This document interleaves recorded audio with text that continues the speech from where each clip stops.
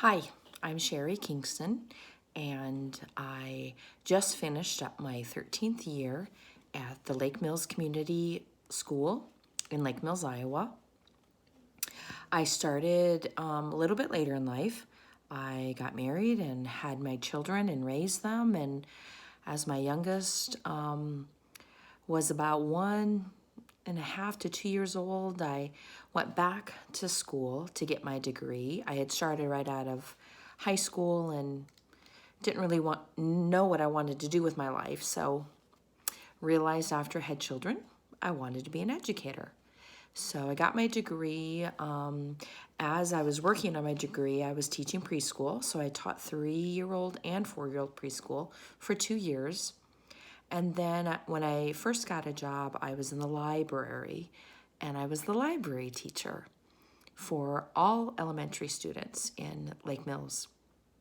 I taught them card catalog. I taught them the how the library works, where the books are located. I read to them. And prior to this, I had worked at a library in a small town, and I had done the summer reading program in 2 different libraries. So I have always been around books or interested in the books. As my children were younger, I always read to them. My oldest daughter was reading by the time she was about 4.5. She carried on conversations when she was 18 months. So reading has been a big part of my life. Back to what I currently do, I taught in 4th grade, 5th grade, and 3rd grade. This year I ended in 3rd grade, and next year I will be taking on a new role as, I don't really know my title, I guess, a literacy coach, reading specialist, MTSS coordinator. I think we're all just kind of figuring out what my title will be. They told me the role is constantly evolving, so we'll see how that turns out. So, like I said, literacy's been a huge part of my life. I grew up loving nonfiction books. I always read nonfiction books. I thought if you were going to read, you needed to learn something, right? I do remember reading a lot of limericks and poetry in elementary school. And I always, sorry, I have notes here.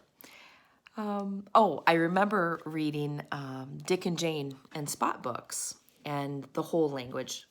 I did not learn phonics when I learned to read.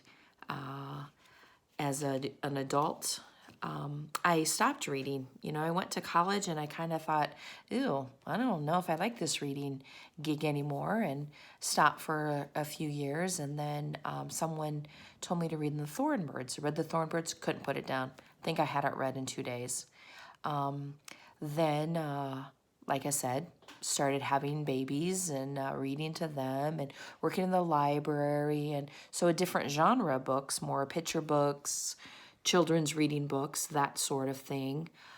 And then I started, as I got a job in the 4th grade classroom, started reading more, children's novels, got involved in them.